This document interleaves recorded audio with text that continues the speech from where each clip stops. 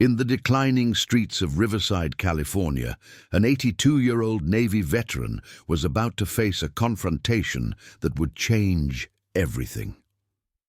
What started as a routine grocery run took a shocking turn when Frank Castellano came face to face with three Iron Serpents gang members demanding tribute money. Castellano wasn't your typical elderly resident. For 4 years during the Korean War, he had served aboard a destroyer, known for his unwavering courage under fire. When gang leader Miguel Serpent Ramirez demanded extortion payments, Castellano had no idea his defiant refusal would trigger a brutal beating and an unprecedented response. Within 18 minutes, a network of veterans would mobilize across Riverside County, transforming neighborhood protection into something resembling a military operation. The community would never be the same.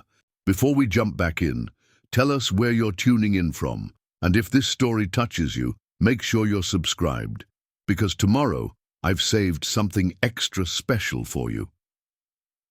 Frank Castellano's coffee had gone cold again. At 82, he'd developed the habit of forgetting his cup while reading the morning paper, the ritual more important than the caffeine itself. The Riverside Press Enterprise lay spread across his small kitchen table, its headlines painting the familiar picture of a city struggling with itself. Gang violence up 12%. Another business closing on Main Street. The mayor promising renewed efforts at community policing. He folded the paper with practiced precision, the same way he'd folded his dress blues 40 years ago. Margaret used to tease him about his methodical nature, the way he approached each day like a mission briefing. 3 years since her funeral, and he still set 2 coffee cups on the counter each morning before remembering.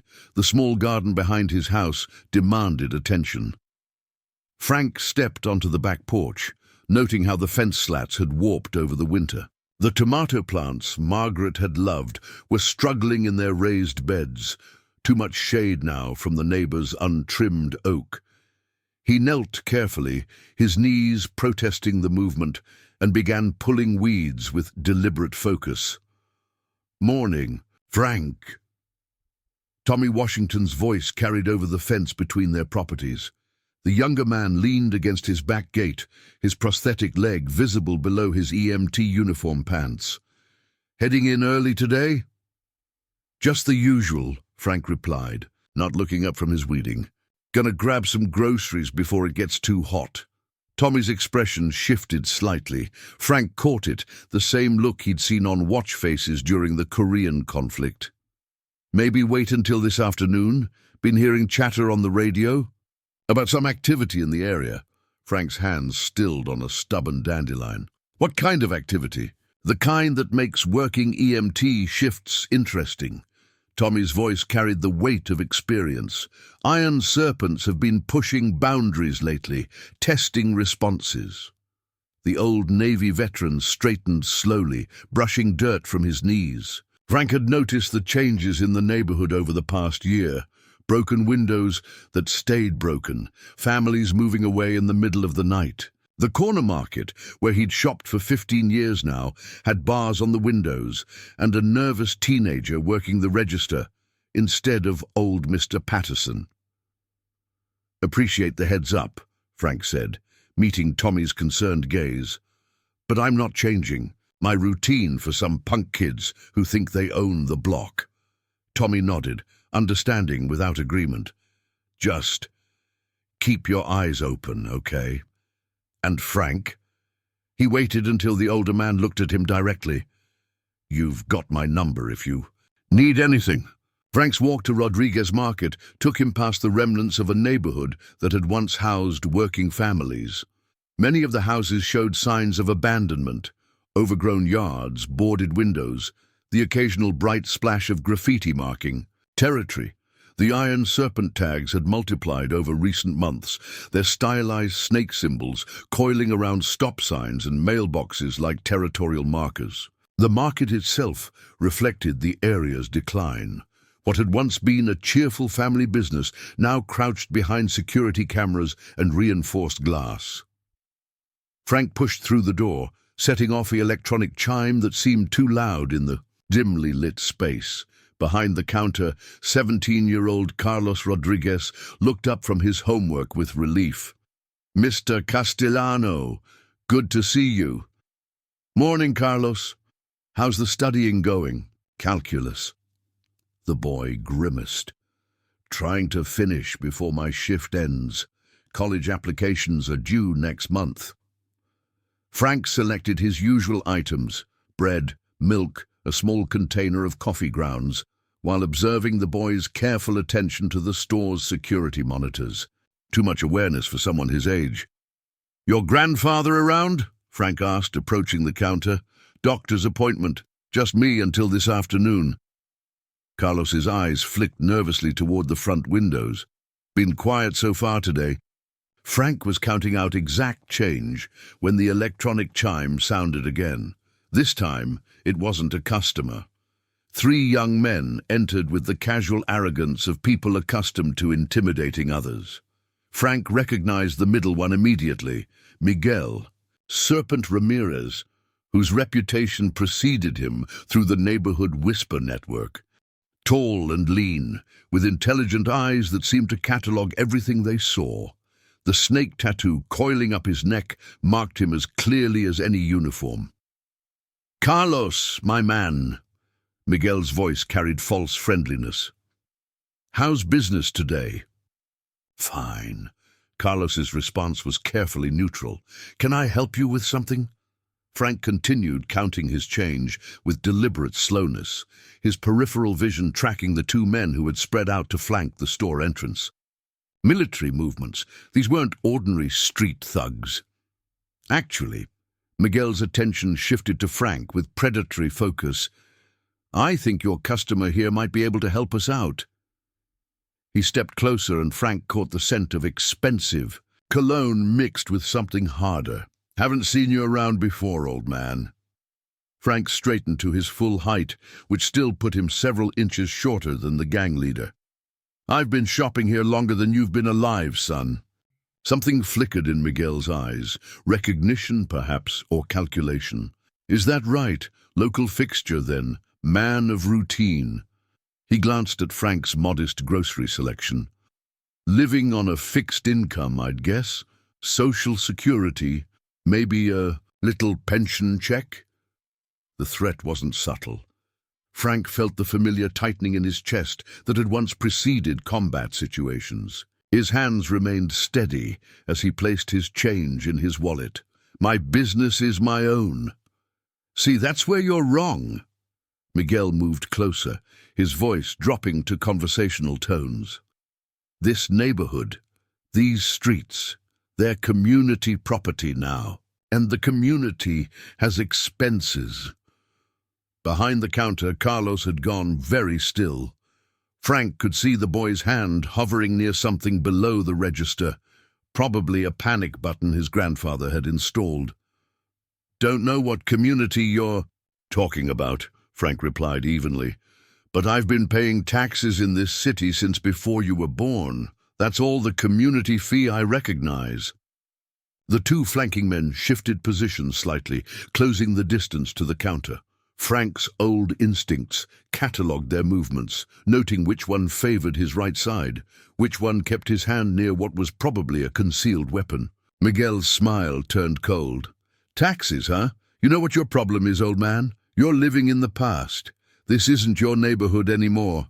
Times change. Management changes." "Some things don't change." Frank's voice carried the authority of someone who had once commanded others in life and death situations. "Respect is earned, not demanded, and you haven't earned mine." The temperature in the small store seemed to drop. Miguel's calculated friendliness evaporated, replaced by something harder and more dangerous.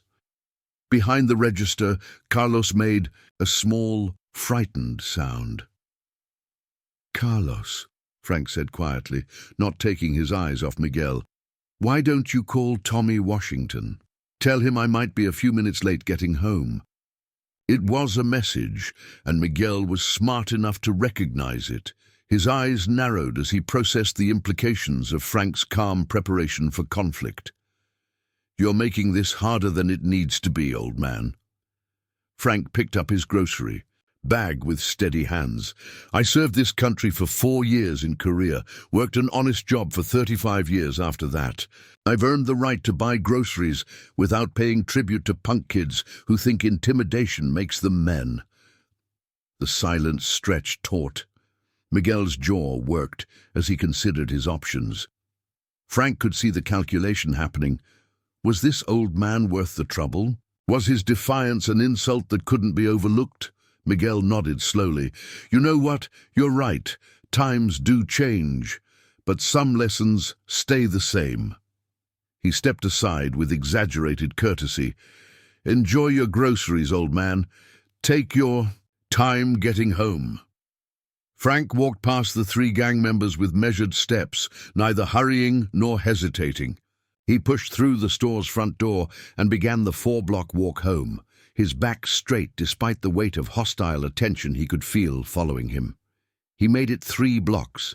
They caught him at the corner of Maple and 3rd, where a broken streetlight created a pocket of shadow even in the late morning sun. Miguel and 2 others, not the ones from the store, Frank noticed. Fresh reinforcements. Planning. "Still feeling patriotic, old man?" Miguel's voice carried none of the calculated politeness from their earlier encounter. Frank set his grocery bag down carefully. If this was going to happen, he wouldn't go, down clutching milk and bread. "What I feel is disappointed. Expected better from someone with your intelligence." "My intelligence?" Miguel laughed, but there was no humor in it. "My intelligence tells me that respect comes from strength, and strength sometimes requires demonstrations." The first blow came without warning, a sucker punch to Frank's kidney that dropped him to one knee. Pain exploded through his lower back, but he managed to keep his balance. The second attacker moved in from the left, and Frank deflected the worst of it, managing to land one solid punch before the numbers game overwhelmed him. They were professionals. They knew how to hurt someone without leaving obvious marks, how to make pain last. But they were also young and angry, and that made them sloppy. What began as calculated intimidation escalated into something more vicious. Frank tried to protect his head as boots found his ribs. He heard something crack, bone or cartilage, he couldn't tell. The taste of blood filled his mouth, but even as consciousness began to fade, he refused to beg, wouldn't give them that satisfaction. The last thing he heard before the darkness took him was Miguel's voice, strangely distant. "Should have minded your own business, old man."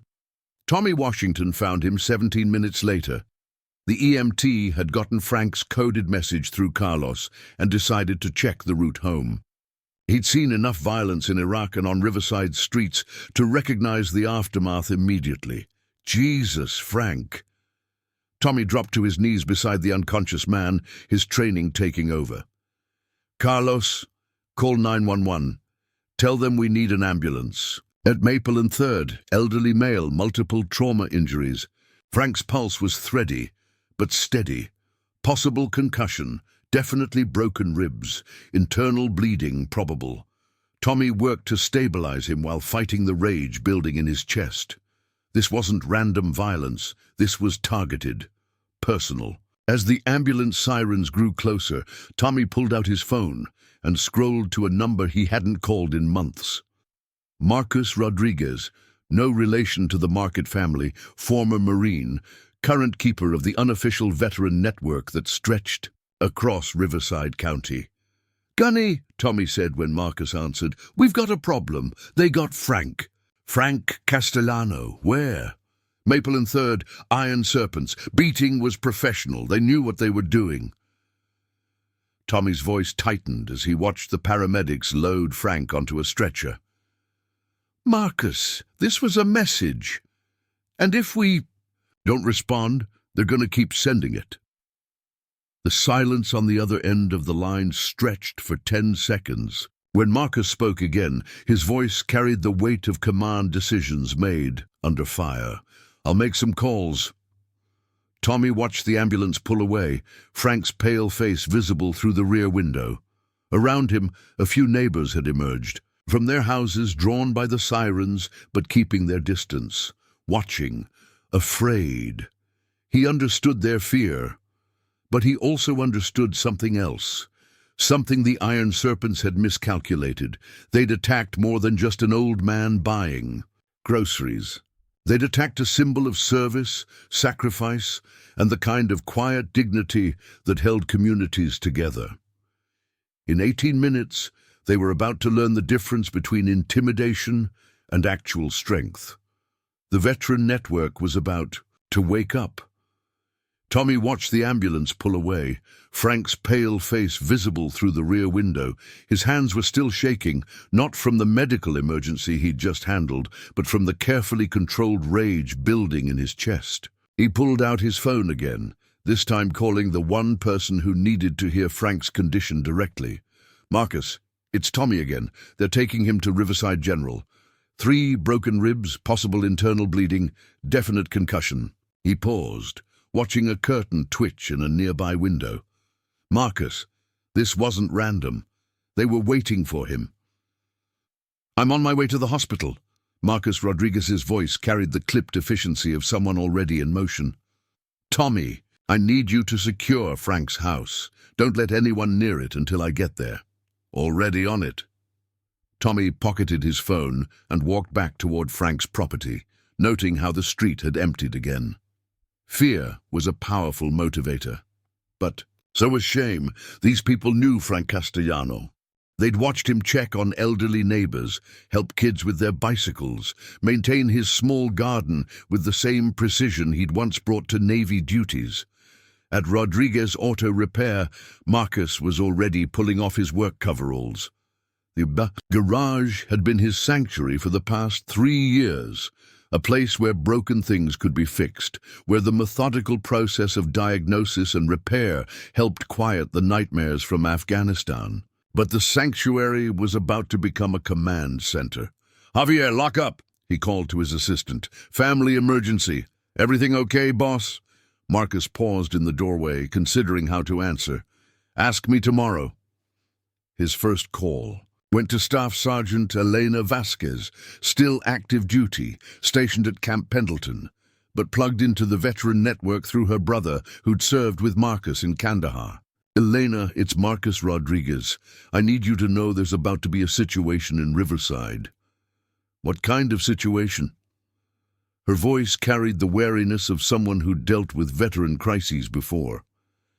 "The kind that makes CNN if we don't. Handle it right." Marcus pulled into traffic, his truck's engine growling as he accelerated toward the hospital. "One of ours got attacked, 82-year-old Navy vet. Gang decided to make an example of him." The silence stretched for 5 seconds. "How bad?" "Hospital bad." "But Marcus, that's not the real problem. The real problem is what happens when word gets out." Elena understood immediately. The veteran community in Southern California was tight-knit, connected by invisible threads of shared experience and mutual support. When one of them was targeted specifically for being vulnerable, the response was predictable and potentially catastrophic. "How many are you expecting?" "Too many." Marcus pulled into the hospital parking lot. "Eleanor, I need someone with active duty authority to know what's happening before it happens. Someone who can speak to both sides when this goes sideways." His second call went to Patricia Murphy, caught her in a courtroom in downtown Los Angeles, arguing a veteran disability case. Pat stepped into the hallway, recognizing Marcus's number. "Rodriguez, this better be important. I've got a Purple Heart recipient in there fighting for benefits that should have been automatic." "Pat, drop everything. Frank Castellano just got beaten half to death by the Iron Serpents gang. Professional job, meant to send a message." Pat's legal mind immediately grasped the implications. "Where's Frank now?" "Riverside General. But Pat, listen carefully. The network is going to activate. I've got maybe an hour before this becomes something nobody can control. I'll be there in 90 minutes. Pat was already gathering her briefcase. Marcus, don't do anything stupid before I arrive. Can't promise that. The calls began cascading outward from there. Marcus had built the network slowly over 3 years, identifying veterans who'd struggled with the transition to civilian life, who needed the kind of brotherhood that only came from shared service. They worked construction, taught school, drove. Trucks, fixed computers. They were fathers and mothers, students and retirees. What they shared was an understanding of duty that civilians couldn't quite grasp. David Chen, Army, 2 tours in Iraq, was teaching his afternoon math class at Roosevelt High when his phone buzzed. The message was simple. Frank Castellano, Riverside General, Iron Serpents, 18 minutes. David looked at his classroom full of teenagers working through algebra problems and made a decision that would have consequences he couldn't yet imagine.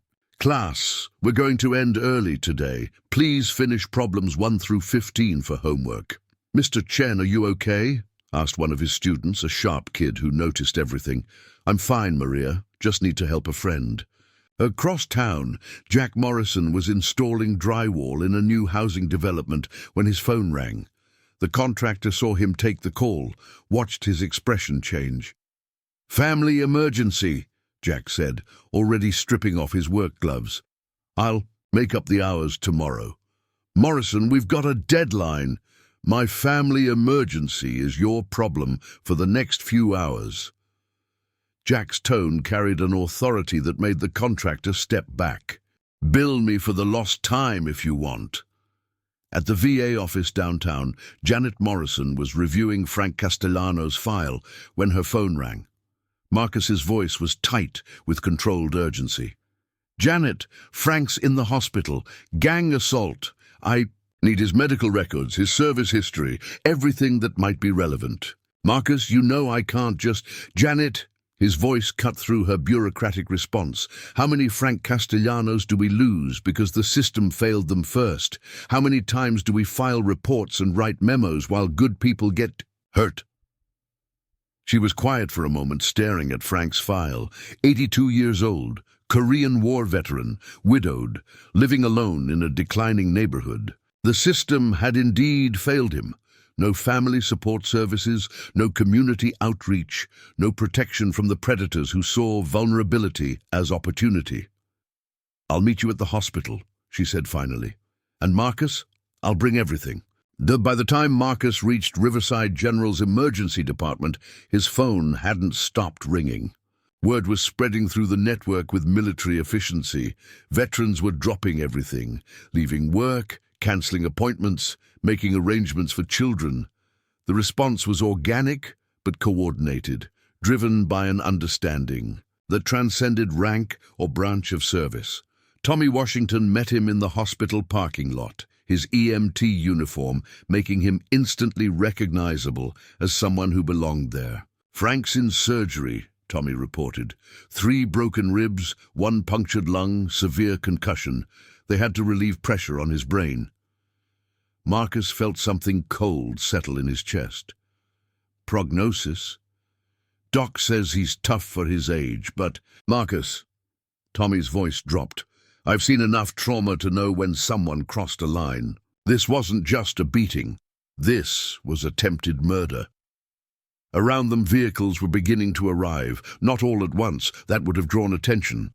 But Marcus recognized the subtle coordination, veterans parking in different areas, entering the hospital through different entrances, maintaining the kind of operational security that had once kept them alive in hostile territory. Inside the emergency waiting room, families dealt with their own crises, while a different kind of gathering took shape in the shadows.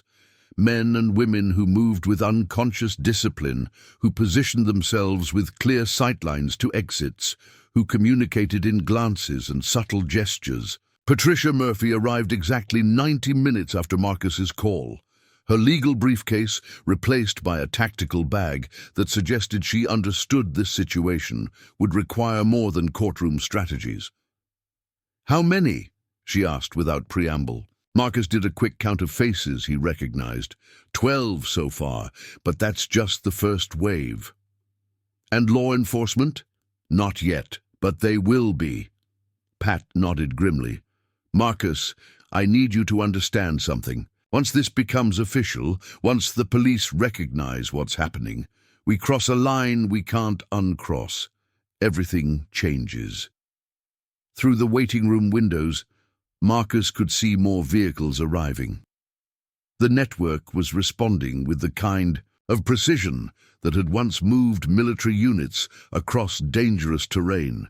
Within 18 minutes of Tommy's first call, 24 veterans had mobilized across Riverside County. "The line's already been crossed," Marcus said quietly. "They crossed it when they decided Frank Castellano was acceptable collateral damage." His phone buzzed with a text message from David Chen. 26 confirmed. More en route. What are your orders?" Marcus stared at the message, understanding that his next decision would define everything that followed. Around him, veterans waited for leadership that would either prevent a war or start one. He typed back, "Protect what matters, watch over each other, wait for my signal." But even as he sent the message, Marcus knew that some responses couldn't be controlled once they began. The network was awake now, and it was angry. Marcus stared at his phone screen, the weight of 26 confirmations pressing down on him. Like the desert heat he remembered from Kandahar, around him the hospital waiting room hummed with the careful tension of people trying to appear normal while preparing for something that was anything but. Tommy Washington approached, having just spoken with Frank's surgeon. "He's stable, but they're keeping him sedated. Doc says the next 48 hours will tell us if there's any permanent brain damage." "Brain damage?" Marcus repeated the words, feeling them settle like stones in his stomach, from buying groceries in his own neighborhood. Through the waiting room's large windows, he watched Detective Sarah Chen's unmarked sedan pull into the hospital parking lot. She moved with the deliberate pace of someone gathering information before making decisions, her eyes cataloguing the unusual number of military-aged men and women who seemed to be lingering without obvious purpose. "Heads up," Patricia Murphy murmured, settling into the chair beside Marcus.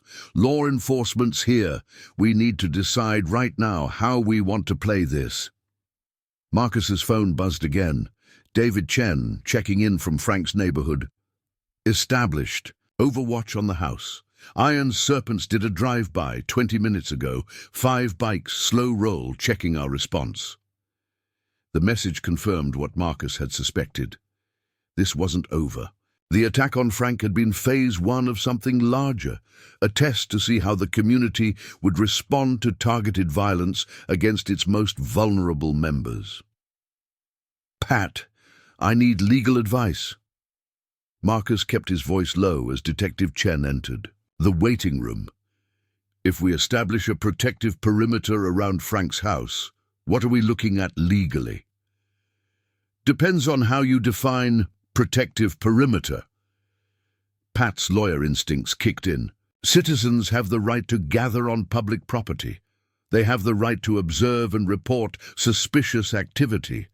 But Marcus, the moment you coordinate any kind of armed response, you cross into vigilante territory, and vigilantes end up in federal prison." Detective Chen approached their small group with the careful neutrality of someone who understood she was walking into a complex situation.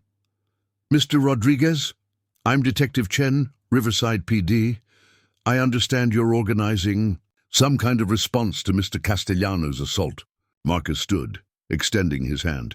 "Detective, I'm organizing support for a veteran who was targeted because people thought he was defenseless." "Support." Chen repeated the word, studying Marcus's face.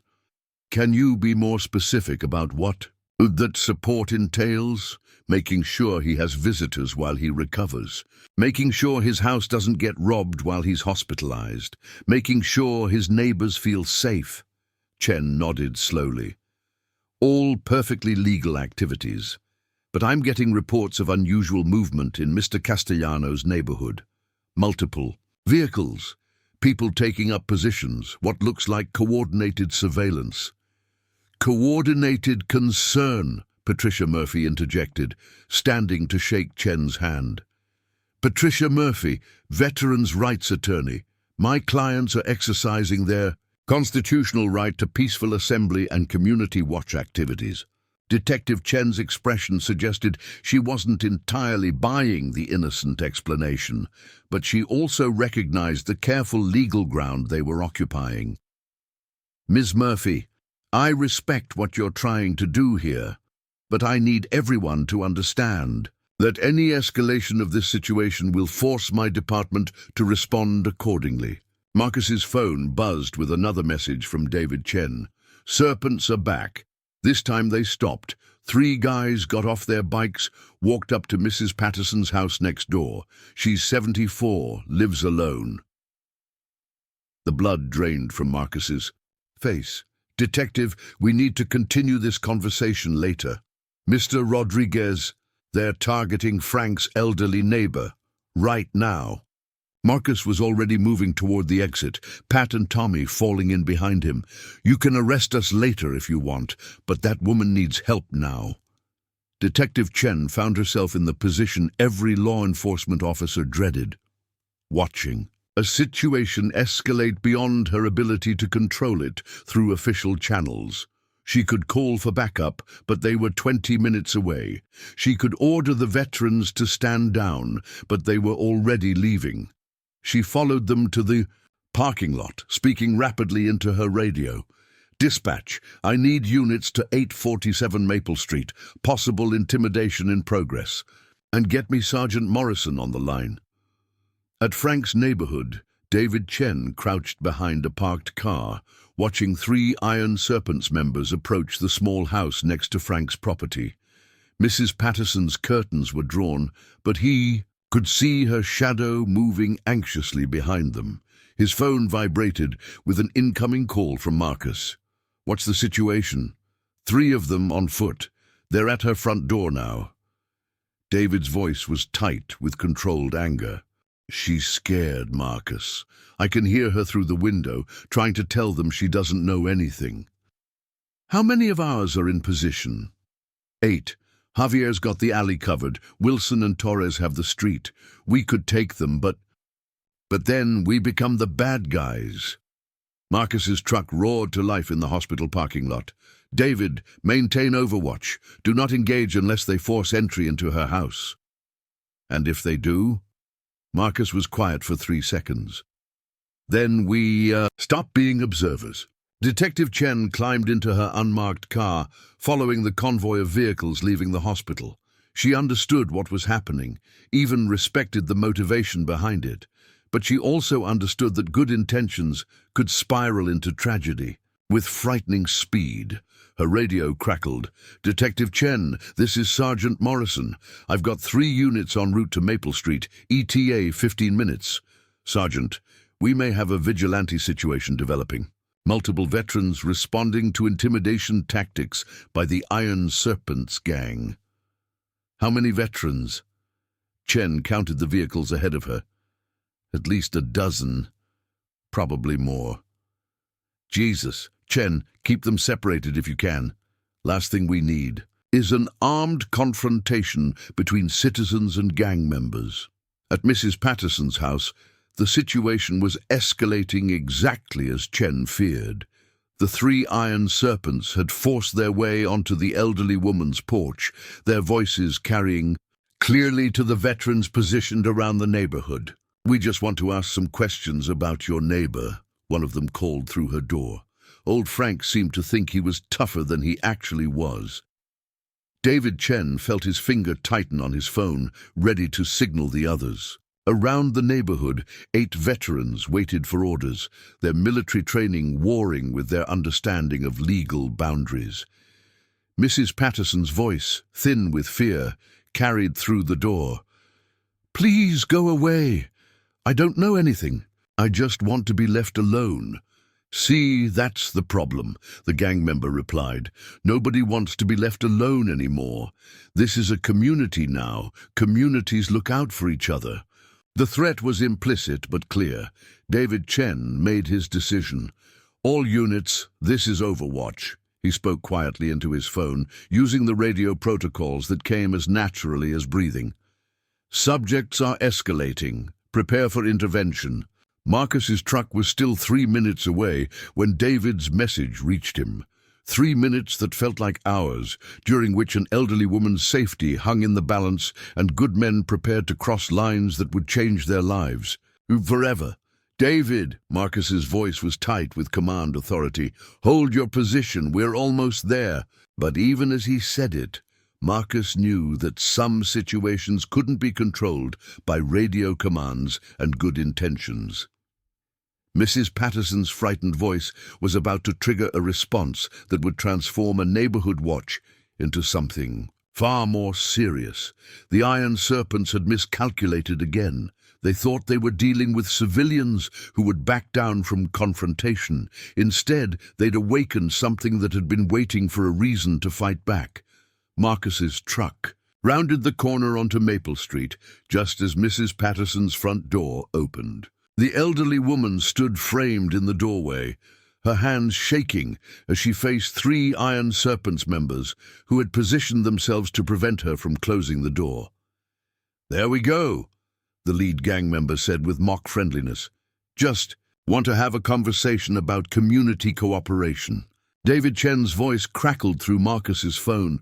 "Marcus, they're inside her threshold. That's breaking and entering." Marcus pulled to the curb 2 houses down, his mind racing through tactical options and legal consequences. Around the neighborhood, he could see his people in position. Shadows behind cars, figures on rooftops, the kind of Overwatch that had once kept Marines alive in Fallujah. Detective Chen's unmarked sedan pulled up behind him, her radio chatter audible through her open window. "Units en route, ETA 8 minutes, requesting supervisor support." "Detective." Marcus approached her car, his hands visible and non-threatening. "We need to coordinate here before this gets out of hand." Chen studied his face, reading the tension between military discipline and protective rage. "Mr. Rodriguez, I need your people to stand down. Let us handle this through proper channels." "With respect, Detective, proper channels are what got Frank Castellano beaten unconscious." Marcus gestured toward Mrs. Patterson's house. "How many more elderly people get terrorized while we wait for backup?" The sound of Mrs. Patterson's voice, raised in distress, cut through their conversation.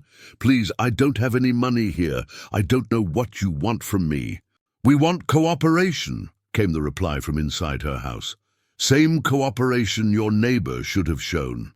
Maybe if Frank had been more reasonable, he wouldn't be in the hospital right now." Marcus felt something cold and dangerous settle in his chest. The gang members weren't just intimidating an elderly woman, they were confessing to the assault, knowing that no one would challenge them. Detective Chen's radio crackled. "Detective Chen, be advised, we're getting reports of Iron Serpents activity at multiple locations in the area. Looks like coordinated intimidation campaign." Marcus's phone buzzed with messages from other veteran teams. "Serpents at the market, harassing Carlos. 3 bikes at the community center, blocking the senior lunch program. They're hitting every place Frank went regularly." "Detective," Marcus's voice carried the weight of command decisions made under fire. "This isn't random gang activity. This is systematic terrorism of an entire community. Your 8-minute response time means 8 more minutes of elderly people being terrorized." Chen understood the tactical situation as well as Marcus did. The Iron Serpents had calculated their timing perfectly, launching simultaneous operations designed to overwhelm police response capability while demonstrating their control over the neighborhood. Her radio squawked, "All units, multiple incidents in progress. Gang activity reported at Rodriguez Market, Riverside Community Center, and 847 Maple Street. Requesting additional backup.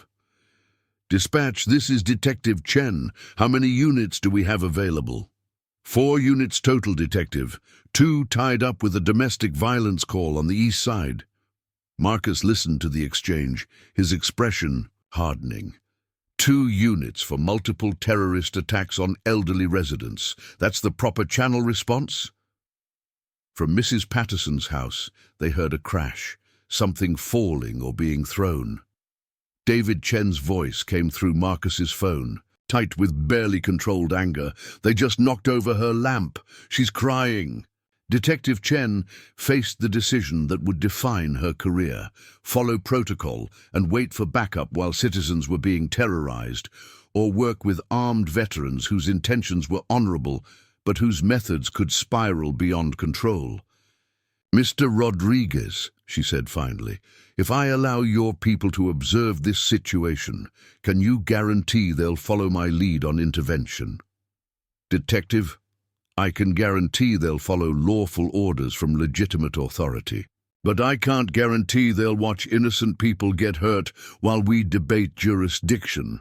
Marcus's phone rang, Patricia Murphy calling from the hospital. "Marcus, I just got off the phone with the DA's office. They're aware of the situation and they're watching closely. Any violence initiated by veterans will result in federal charges." "What about violence initiated against veterans or against elderly residents?"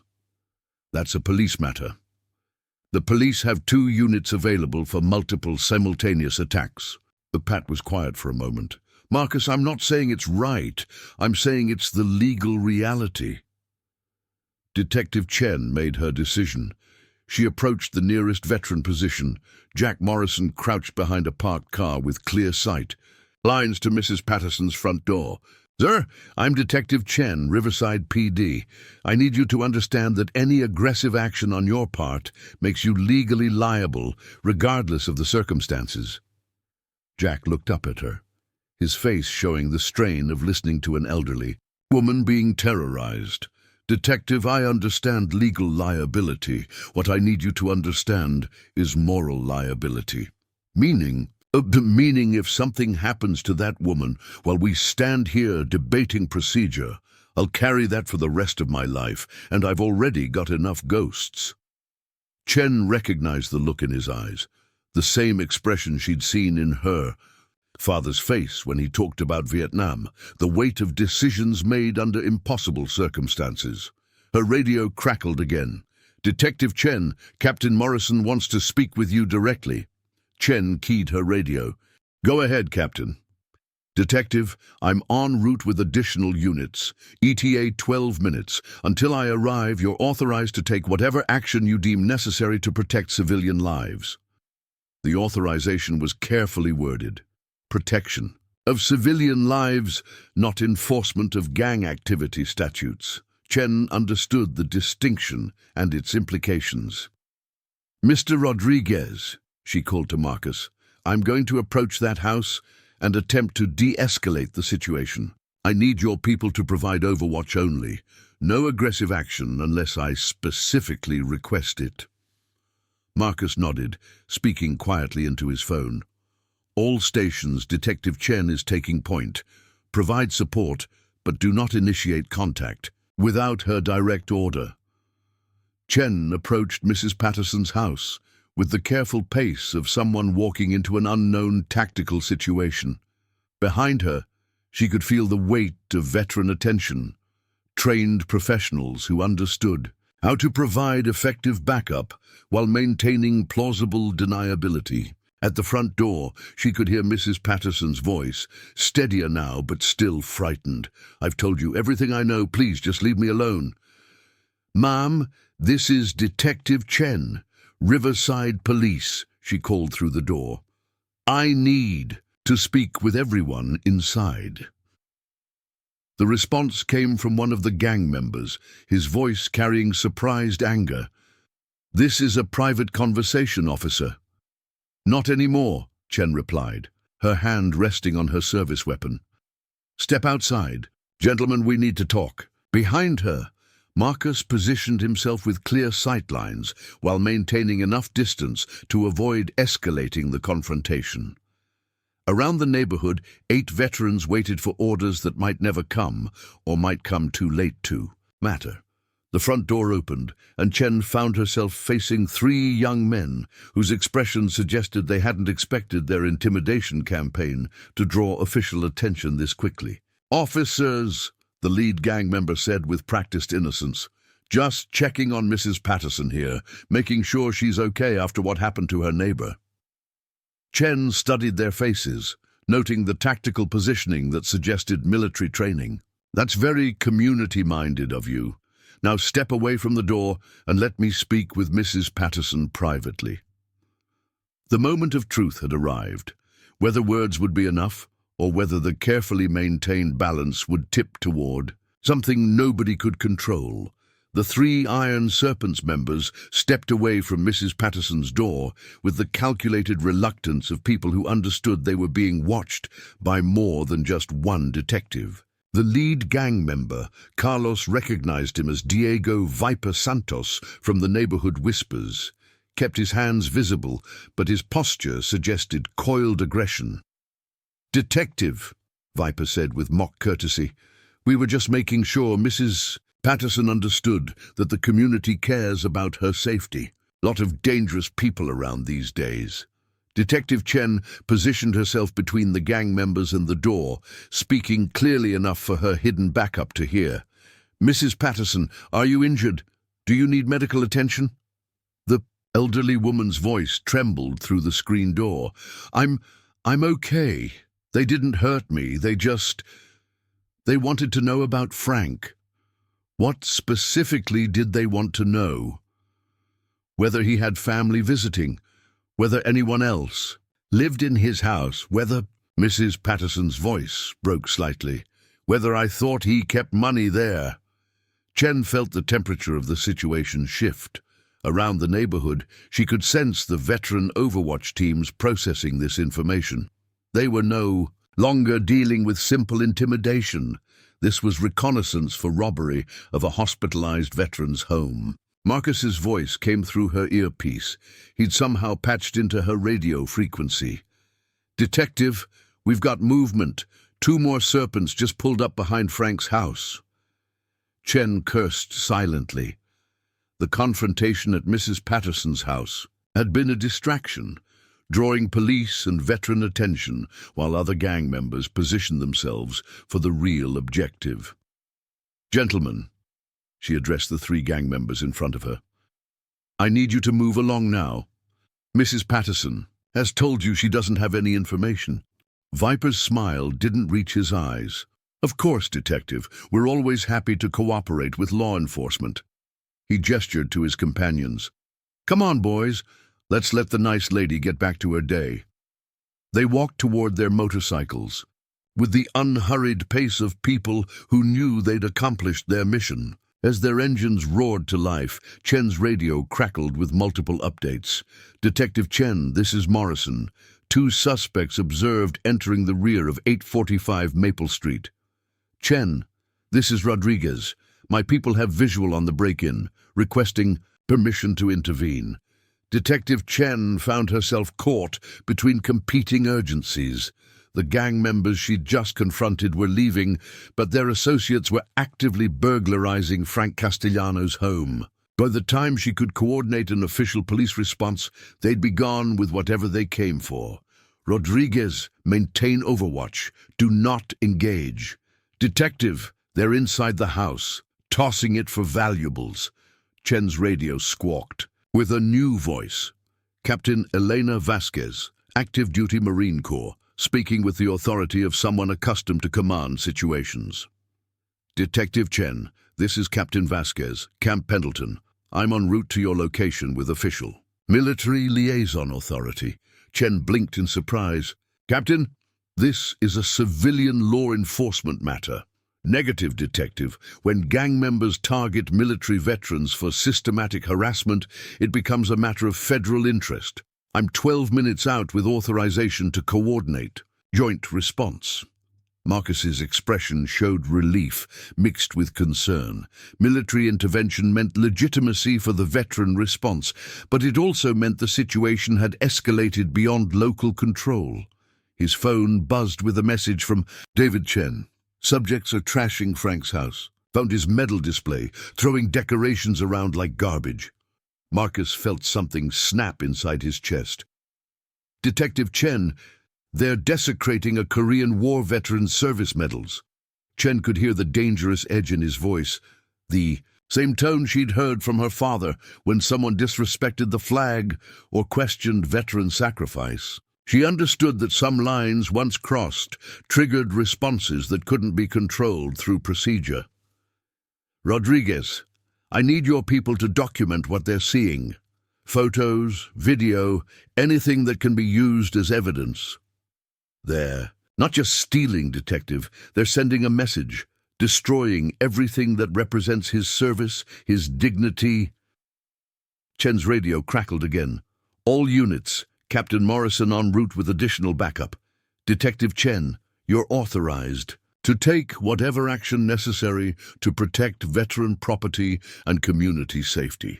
The authorization was broader than Chen had expected, suggesting that higher authorities understood the political implications of allowing gang members to systematically target veterans with impunity. Captain Vasquez's voice came through clearly. Detective Chen, I'm now 3 minutes from your location. I need a situation report. Captain, we have confirmed break-in at 845 Maple Street. Multiple veteran observers in overwatch positions. Gang members have been conducting systematic intimidation of elderly residents. Understood. Detective, I'm requesting permission to coordinate with the veteran teams already in position. They have military training and local knowledge that could be invaluable. Chen realized she was witnessing something unprecedented, active military working directly with veteran civilian groups to address criminal activity that local law enforcement couldn't handle alone. Permission granted, Captain. Mr. Rodriguez is their leader. Marcus's phone rang immediately. Rodriguez, this is Captain Vasquez. I need to know your people's capabilities and positioning. Captain, 8 trained personnel with Overwatch on the target location, all veterans with combat experience. We've been tracking gang movement for the past hour. Rules of engagement: observe and report. Intervene only to protect civilian lives. Good. I'm changing those orders, effective immediately. You're now authorized to detain subjects caught in the act of burglarizing veteran property. Marcus felt the situation shift from civilian law enforcement to military operation. Captain, my people aren't law enforcement. Your people are trained personnel responding to federal crimes against veterans. I'll take responsibility for the authorization. David Chen's voice came through Marcus's earpiece. Boss, they're coming out the back. 3 subjects carrying duffel bags. All stations. Marcus spoke with command authority. Subjects are aggressing the target location with stolen property. Captain Vasquez, are we cleared to intercept? Vasquez's response was immediate. You are cleared to detain. Subjects using minimum necessary force. Document everything. Around Frank's house, 8 veterans emerged from concealment with the coordinated precision of a military operation. They'd been watching, waiting, following rules of engagement that had just expanded to include active intervention. The 3 Iron Serpents carrying duffel bags of Frank's possessions found themselves surrounded by men and women who moved with deadly efficiency. No shouting, no dramatic gestures, just the quiet competence of people who understood how to control a situation through superior positioning and training. Gentlemen, Marcus's voice carried across the backyard, you're going to set those bags down and place your hands on your heads. The gang members looked around, recognizing that they'd walked into a textbook military ambush. The veteran Overwatch had been invisible until the moment it needed to be visible. Detective Chen arrived as the three suspects were being secured, their stolen goods laid out on Frank's back porch. Among the items were Frank's Korean War Service medals still in their presentation case. "Captain Vasquez," she spoke into her.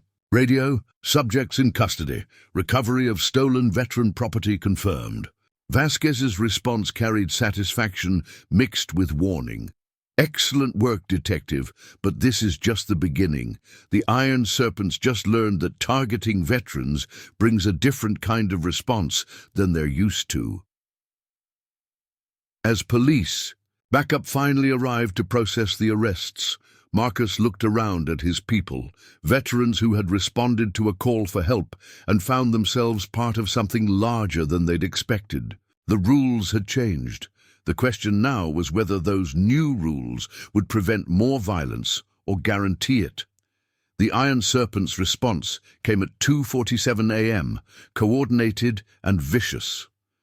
Marcus jolted awake to his phone, buzzing with emergency messages flooding the veteran network. David Chen's voice came through first, tight with controlled urgency. "Multiple locations under attack. They're hitting us everywhere." "How many locations?" Marcus was already pulling on clothes, his mind shifting into combat mode. "At least 6. Tommy's house, the community center, Rodriguez Market. They're throwing Molotov cocktails and running." David's voice carried the background sound of sirens. "Marcus, they firebombed Mrs. Patterson's garden shed. She's okay, but they're terrorizing the whole block." Marcus's phone lit up with messages cascading through the network. "Jack Morrison here. They hit my truck with a baseball bat. All windows smashed." "This is Torres. Market's on fire. Carlos and his family got out safe, but the building's a total loss." Wilson reporting. "They spray-painted dead vets on the community center wall." Marcus felt the cold rage he'd once channeled in Afghanistan, the precise fury that had kept Marines alive through 3 deployments. But this was different. This was home. These were his people being targeted for the crime of protecting an elderly veteran. "All stations," he spoke into his phone with command authority, "sound off. I need status reports and personnel accountability." The responses came rapid fire. "David Chen, no injuries, maintaining overwatch on Frank's house." "Tommy Washington, they hit my place but I wasn't home. EMT shift saved my ass." "Jack Morrison, vehicle damaged but I'm mobile." "Torres, Wilson, Rodriguez, all accounted for." As Marcus counted confirmations, he realized the Iron Serpents had made a crucial tactical error. They'd escalated to property destruction and systematic harassment, but they'd failed to actually harm any veterans. Instead, they'd just provided clear evidence of organized criminal conspiracy, while simultaneously proving that the veteran response was justified. His phone rang, Detective Chen, her voice carrying the strain of a very long night. "Rodriguez, I've got fire department at 4 locations, 3 police units processing evidence, and a gang war developing in my jurisdiction. I need to know your people's intentions." "Our intentions are to protect our community, Detective, same as they were yesterday." Property destruction changes the equation. The DA is talking about RICO charges against the Iron Serpents, but that's going to take weeks to develop. What happens in the meantime? Marcus understood the subtext. Law enforcement couldn't provide immediate protection against systematic gang retaliation, but they also couldn't officially sanction civilian armed response. "Detective, what would you do if someone firebombed your daughter's school?" Chen was quiet for a moment. "I'd want them stopped by any means necessary." "Then you understand where we are." Captain Vasquez's voice joined the conversation. She'd apparently been patched into their frequency. "Rodriguez, this is Vasquez. I'm receiving reports of the coordinated attacks. What's your assessment?" "Captain, they're using terror tactics to drive us out of the neighborhood. Classic insurgency methodology. Attack civilian infrastructure, target community leaders, create fear of association with resistance forces." Agreed. And your response? Marcus looked out his window at the orange glow reflecting off clouds from fires across the neighborhood. We're going to show them the difference between targeting civilians and targeting people who've been trained to fight back. Rodriguez, be very careful. Military training applied to civilian conflicts can escalate quickly beyond control. Captain, respectfully, this stopped being a civilian conflict when they started using military tactics against elderly residents. Tommy Washington's voice crackled through the radio. Marcus, you need to get down here. Frank's awake and he's demanding to be discharged. Tommy, he can't. He's coherent, he's angry, and he's telling everyone who'll listen that he's going home to defend his house. Hospital security is trying to keep him in bed, but you know Frank. Marcus closed his eyes, understanding the terrible symbolism.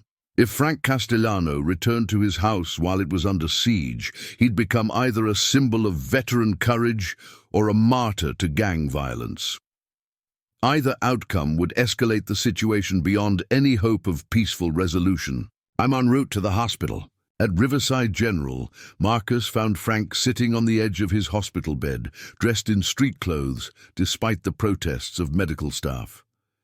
The old veteran's face showed the damage from his beating, bruises, bandages, one eye still swollen, shut, but his expression carried the unmistakable determination of someone who'd made an irreversible decision. Marcus, Frank's voice was hoarse but firm. They burned down Carlos's market. Kid's family has been serving this neighborhood for 20 years, and these punks destroyed it because he wouldn't pay protection money. Frank, you're in no condition. I'm in perfect condition to go home and show these bastards that Navy veterans don't run from punk kids. Frank's good eye fixed on Marcus with laser intensity. Question is whether Marines have gotten soft in their old age. The challenge was unmistakable. Frank was calling on Marcus to choose between safety and honor, between tactical prudence and the kind of moral courage that had once defined their military service. Frank, if you go home now, people are going to get hurt. People are already getting hurt. Mrs. Patterson can't sleep because her garden shed got firebombed. Carlos lost his family's business. Tommy's truck looks like a war zone. Frank stood slowly, testing his balance. Only question is whether we're going to let them hurt more innocent people while we hide behind rules that don't protect anyone. Marcus's phone buzzed with a message from Patricia Murphy. Federal marshals are en route. Someone contacted FBI about systematic targeting of veterans. This is going federal, Marcus. The notification changed everything. Federal involvement meant the situation was being recognized as terrorism rather than simple gang activity. It also meant that any veteran response would be scrutinized at the highest levels of government. Frank, Marcus said carefully, federal law enforcement is taking over the case. This is going to be handled properly. Frank's laugh carried no humor. Federal law enforcement, like the VA handled my disability claim properly, like they handled Tommy's prosthetic properly, like they're handling veteran homelessness properly. The old man had a point that cut deep. The system had failed veterans repeatedly, leaving them to create their own support networks, their own solutions to problems that bureaucracy couldn't address. Detective Chen appeared in the hospital room doorway, her expression showing the strain of coordinating multiple crime scenes while managing a potential vigilante situation. Mr. Castellano, I need you to understand that your safety cannot be guaranteed if you return home tonight. Detective, my safety was never guaranteed. I'm 82 years old, living alone in a neighborhood where gang members think they can beat up veterans without consequences. Frank picked up his jacket with steady hands. But my dignity is something I can still control. Marcus watched Frank prepare to leave, understanding that he was witnessing a moment that would define everything that followed. The old veteran was about to walk back into a war zone, not because he was naive about the dangers, but because some principles mattered more than personal safety. "Frank," Marcus said quietly, "if you're going home, you're not going alone." Detective Chen's face showed resignation mixed with professional concern. "Mr. Rodriguez, I can't officially sanction—" "You don't need to sanction anything, Detective. You just need to understand that some things are more important than official approval." The decision had been made. Frank Castellano was going home, and the veterans were going to make sure he got there safely. The only question was whether the Iron Serpents were prepared for what that meant. The convoy that accompanied Frank Castellano home looked nothing like a military operation and everything like one. 6 vehicles spaced at careful intervals, occupants maintaining radio contact, using frequencies that Detective Chen pretended not to notice, routes chosen to provide maximum situational awareness with minimum obvious coordination. Marcus rode in the lead vehicle with Frank, who sat in the passenger seat with the rigid posture of someone refusing to show weakness despite obvious pain. Behind them, Tommy Washington drove his replacement pickup. The veterans had pooled money to replace his destroyed truck within hours, while maintaining constant medical monitoring of Frank's condition. "Frank," Marcus said as they approached Maple Street, "we need to establish some ground rules. Only ground rule I recognize is that punks who attack elderly veterans need to learn there are consequences." Frank's voice carried the steel that had once commanded respect on a Navy destroyer. "Everything else is negotiable." Detective Chen's voice crackled through Marcus's earpiece. "Rodriguez, I've got federal marshals en route, ETA 30 minutes. FBI wants to establish a perimeter and begin formal gang investigation." "Understood. We'll maintain defensive positions until federal authority arrives." What Marcus didn't mention was that federal investigation could take months while the Iron Serpents continued terrorizing the neighborhood. Sometimes justice required more immediate intervention. David Chen's voice came through the radio from his overwatch position. "Multiple vehicles approaching from the east. Count 6 motorcycles, 2 cars. They're not hiding anymore." Marcus felt his chest tighten. The Iron Serpents were making a deliberate show of force, probably hoping to intimidate Frank into leaving again. They'd miscalculated the symbolic importance of an elderly veteran returning home, despite their threats. "All stations, maintain defensive positions. Do not initiate contact unless civilians are directly threatened." Frank's house came into view. Its small yard, now protected by 8 veterans, positioned with interlocking fields of observation. To casual observers, they looked like neighbors and friends, helping an elderly man return from the hospital. To anyone with military training, they represented a professionally coordinated security perimeter. As Marcus helped Frank from the vehicle, the rumble of motorcycles grew louder. The Iron Serpents weren't going to let this symbolic victory pass without challenge. "Frank," Patricia Murphy approached from her position near the house, "I need you to understand the legal implications. If violence occurs on your property, you could be held liable regardless of who initiates it." Frank looked at the attorney with the patient expression of someone who'd faced much worse threats than legal liability. "Pat, I appreciate your concern, but some things matter more than legal implications." The motorcycles rounded the corner, in formation, 6 Iron Serpents riding with the deliberate intimidation tactics that had worked so effectively until now. Leading them was Miguel "Serpent" Ramirez himself, his presence indicating that this had become personal for the gang leadership. Miguel dismounted his bike with theatrical slowness, his eyes scanning the veteran positions with recognition born of his own military background. Army, Marcus realized, reading the man's posture and tactical awareness. Dishonorably discharged, according to the intelligence Pat Murphy had gathered, but still carrying the training. "Frank Castellano," Miguel called out, his voice carrying across the small yard. "Didn't expect to see you back so soon." Frank stepped forward, ignoring Marcus's restraining hand on his arm. Disappointed you, did I? Not disappointed. Impressed.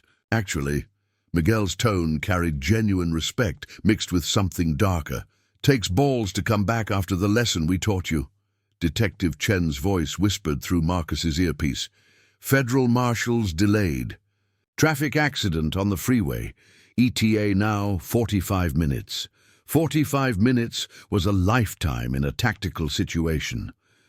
Marcus watched Miguel's positioning, noting how the gang leader had placed himself within easy reach of Frank while his riders maintained intimidating but legally defensible distances. Miguel, a new voice called from behind the veteran positions. Reverend James Williams emerged from Frank's backyard, his hands visible and empty, his expression carrying the moral authority of someone who'd found peace after war. Been a while since I've seen you at Sunday service. Miguel's expression shifted, showing surprise mixed with something that might have been shame. Preacher Williams. Didn't know you were still around. Still here. Still trying to help people find better paths than the ones that lead to violence. Williams approached slowly, positioning himself between the two groups. Miguel, I remember when you were 12 years old, sitting in my congregation with your grandmother. She was proud of you joining the army. That was before I learned what this country really thinks of people like me. Miguel's voice carried genuine bitterness. Before I learned that military service doesn't protect you from anything if you're from the wrong neighborhood. Marcus felt an unexpected connection to the gang leader's words. How many veterans had struggled with the gap between military honor and civilian reality. How many had turned to alternative communities when the official support systems failed. Them. Miguel, Frank's voice cut through the tension. What happened to you doesn't justify what you did to me. The two men faced each other across the small yard, one an elderly veteran representing service and sacrifice, the other a younger veteran representing the system's failures and the dark paths those failures could create. Doesn't justify it, Miguel agreed quietly, but it explains it. Detective Chen's radio crackled audibly. All units, reports of federal investigation into Iron Serpents organization, multiple warrants being prepared. Miguel heard the transmission, his expression hardening. Federal investigation. That's what happens when civilians pretend to be soldiers. He looked directly at Marcus. You people have no idea what you've started. We started it. Tommy Washington stepped forward, his prosthetic leg visible below his EMT uniform. You started it when you decided an 82-year-old veteran was an acceptable target. We targeted someone who refused to show respect for community authority. Miguel's voice carried conviction. Same thing happens in the military when someone refuses to follow orders. The military doesn't beat up elderly civilians for buying groceries, Marcus replied evenly. Miguel's laugh held no humor. The military doesn't do a lot of things, doesn't help when you come home, doesn't care when you can't find work, doesn't notice when you're living under bridges or dying of overdoses. Reverend Williams stepped closer to Miguel, his voice gentle but firm. None of that justifies terrorizing innocent people. You know that, son. Do I? Miguel's mask slipped, showing the pain beneath the gang leader facade. Where was the community when I was sleeping? In my car? Where were all these caring neighbors when I was trying to get VA benefits for PTSD? Marcus felt the conversation shifting into dangerous territory. Miguel wasn't just a gang leader. He was a veteran who'd been failed by the same system that Frank represented. The moral complexity threatened to undermine the clear righteousness of their cause. Miguel, Frank said quietly, I'm sorry the system failed you, but that doesn't mean you get to destroy other people's lives. The two veterans stared at each other, separated by age and choices, but connected by service that had shaped them both in ways civilians couldn't understand. Miguel nodded slowly. "You're right, old man. It doesn't." But even as he spoke, the sound of additional motorcycles filled the air. More Iron Serpents were arriving, and Marcus realized that Miguel might not be in complete control of his organization's response. The reckoning Frank had demanded was about to become something larger and more dangerous than anyone had anticipated. The additional motorcycles brought 12 more Iron Serpents, their engines drowning out conversation. Marcus immediately noticed these riders were different. Younger, more aggressive, and looking at Miguel with expressions that suggested internal gang politics were complicating the situation. The lead rider dismounted, revealing a face marked by prison tattoos. This was Carlos "Venom" Herrera, Miguel's lieutenant, and his body language suggested he disagreed with his leader's restrained approach. "Serpent?" Venom's voice carried disrespect disguised as formality. "Thought we were here to finish what we started." Miguel's jaw tightened.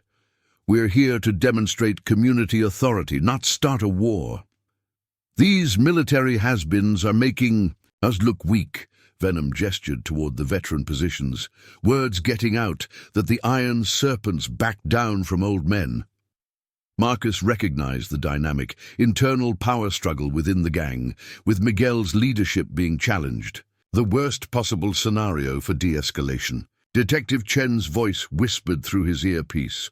"Federal marshals, 20 minutes out, need this contained." Miguel, Reverend Williams, stepped forward. "These young men are looking to you for leadership. What kind of leader do you want to be? And the kind that doesn't let his territory get taken over by civilians playing soldier," Venom interjected before Miguel could respond. Frank Castellano stepped forward deliberately. "Son, before you do something you can't take back, you should know something about your leader." Miguel's expression showed alarm. "Frank, don't—" Miguel Ramirez served 2 tours in Afghanistan with the 82nd Airborne, Bronze Star for heroism under fire. Frank's voice carried across the yard. "Whatever else he's done, he hasn't forgotten what service means." The revelation hit both sides like a physical blow. Venom showed shock mixed with betrayal, while the veterans processed that their primary antagonist was a decorated combat veteran. "That true, Serpent?" Venom's voice carried dangerous undertones. "You're one of them." Miguel's silence confirmed Frank's revelation. Marcus watched the gang leader's mask cracking under pressure from his own people. Patricia Murphy appeared with a legal folder. "Miguel, I've researched your service record. Honorable discharge, PTSD diagnosis, multiple attempts to access VA, services that were denied." Miguel's expression showed surprise. "Why?" "Because I represent veterans failed by the system. You could face federal prosecution as a veteran seeking help, rather than as a gang leader committing terrorist acts." The offer hung in the air like a lifeline. Miguel looked at his gang, then the veterans, finally settling on Frank. "What's the catch?" "No catch, but it requires choosing who you want to be going forward." Venom stepped closer, voice threatening. "Serpent, you even think about turning—" "Will what?" Miguel's voice suddenly carried combat authority. "Kill me? Destroy my life? My life was already destroyed. That's how I ended up here." Ashley Chen appeared from the community center. "Mr. Ramirez, I know your little sister. Honor roll student. Wants to be a doctor.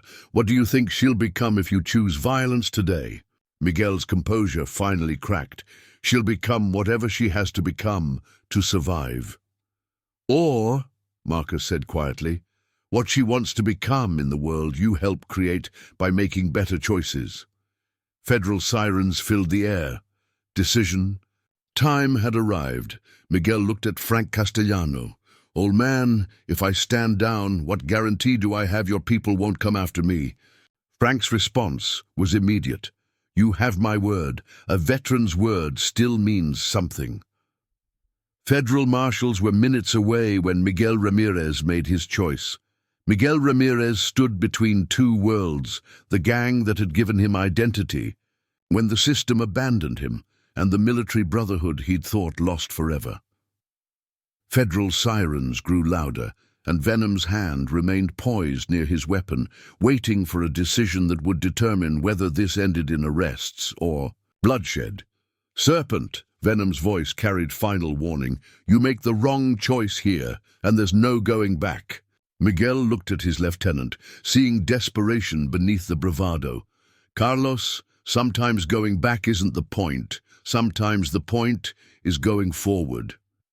He turned toward Frank. "I accept your word, but I need something in return. My people who want out, the ones who joined from desperation, not violence, they get the same consideration." Marcus stepped forward. "How many? 8, maybe 10. Kids who made bad choices because they were the only choices available." Venom's expression showed alarm. "Serpent, you're talking about destroying everything we built. Everything we built was destruction, Carlos. I'm talking about creating something different." Detective Chen approached, her radio crackling with federal updates. "Federal marshals 1 minute out. Decisions need to be made now." Miguel raised his voice to address both groups simultaneously. "Iron Serpents, listen up. Federal investigation incoming. Anyone who wants to face charges as gang members, stay put. Anyone who wants to face them as citizens who made mistakes, follow my lead." The response split his organization. Venom and 4 hardcore members maintained positions committed to gang identity, but 6 younger members moved tentatively toward Miguel. "Traitors!" Venom spat, his hand moving toward his weapon. The movement triggered crisis. Veterans shifted into firing positions while Detective Chen drew her weapon, recognizing Venom was about to escalate beyond peaceful resolution. "Carlos, don't!" Miguel commanded. "Don't make these kids pay for our mistakes." But Venom was beyond rational thought, driven by rage. His weapon cleared concealment as federal vehicles rounded the corner. Marcus made the defining decision of his character. Instead of shooting Venom, he tackled Miguel, driving both men to the ground as gunfire erupted. 30 seconds of precise combat unfolded, federal marshals engaging violent gang members, veterans providing civilian cover, Detective Chen coordinating responses. When shooting stopped, Venom lay wounded but alive, weapon discharged harmlessly. 2 hardcore members were in custody, while younger members who'd followed Miguel remained unharmed. Miguel struggled up, blood streaming from his forehead. "Frank, are you—" "I'm fine, son. Question is whether you're ready to finish what you started." Federal Marshal Sarah Williams approached with systematic efficiency. Detective Chen provided precise reporting favorable to the veteran response. Miguel straightened to military posture. "Yes, ma'am.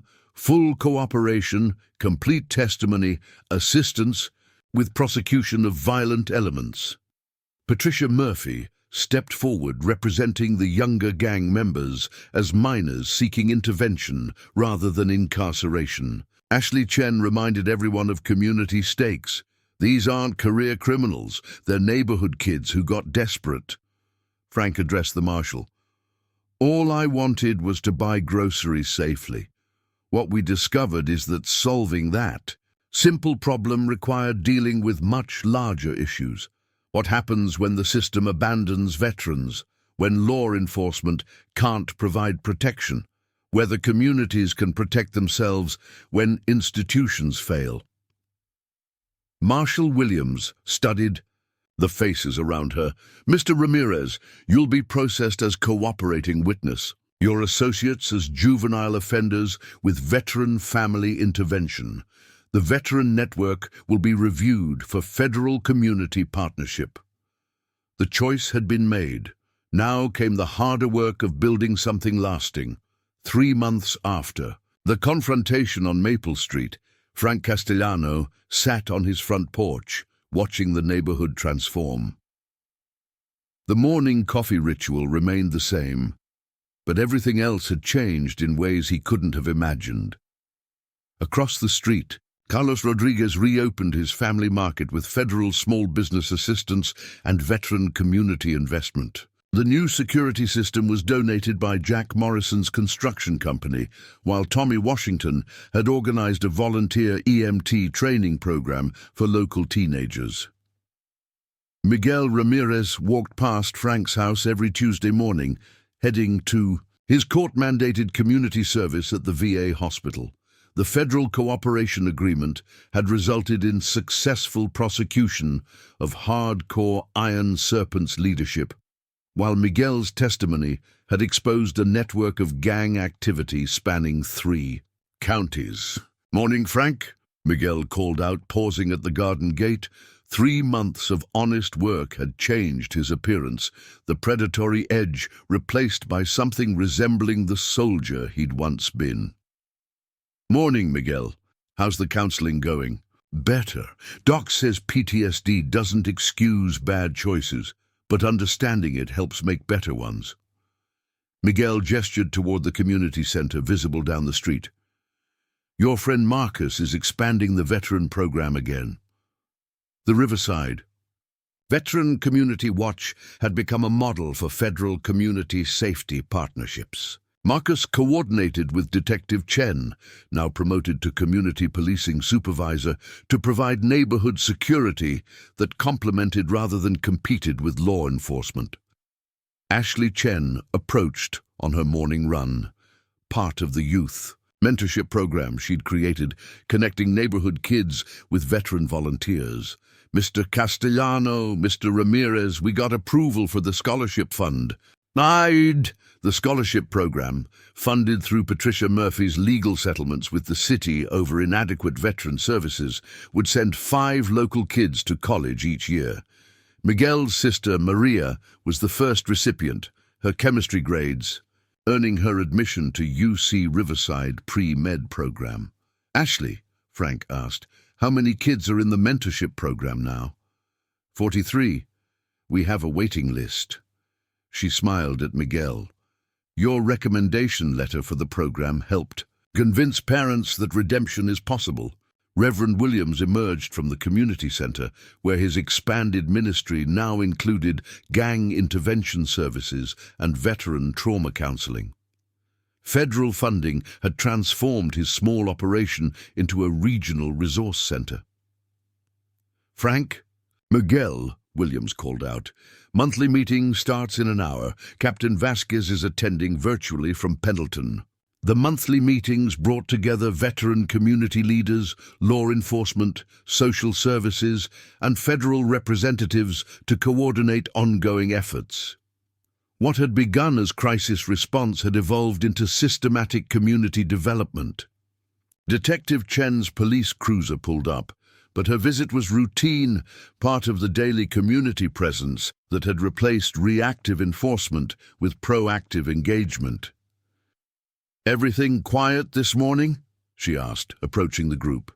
"Quiet in the best way," Frank replied. "Productive quiet, not fearful quiet."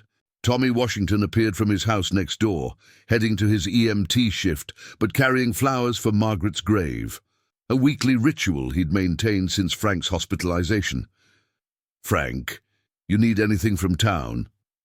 "Just the usual." Frank stood carefully, his injuries healed but leaving permanent reminders. "Tommy, thanks for checking." As the morning dispersed into individual routines, Frank reflected on the transformation. The attack that could have destroyed him had instead catalyzed something unprecedented, proof that communities could heal when people chose courage over fear, justice over vengeance, and redemption over revenge. The coffee had gone cold again. But Frank no longer minded.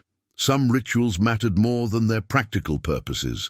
They connected past to present, individual struggle to community strength, and reminded everyone that dignity, once defended, created foundations strong enough to build lasting change. The neighborhood was safe again. More importantly, it was alive with possibility. Up next, you've got two more standout stories right on your screen. If this one hit the mark, you won't want to pass these up. Just click and check them out. And don't forget to subscribe and turn on the notification bell so you don't miss any upload from us.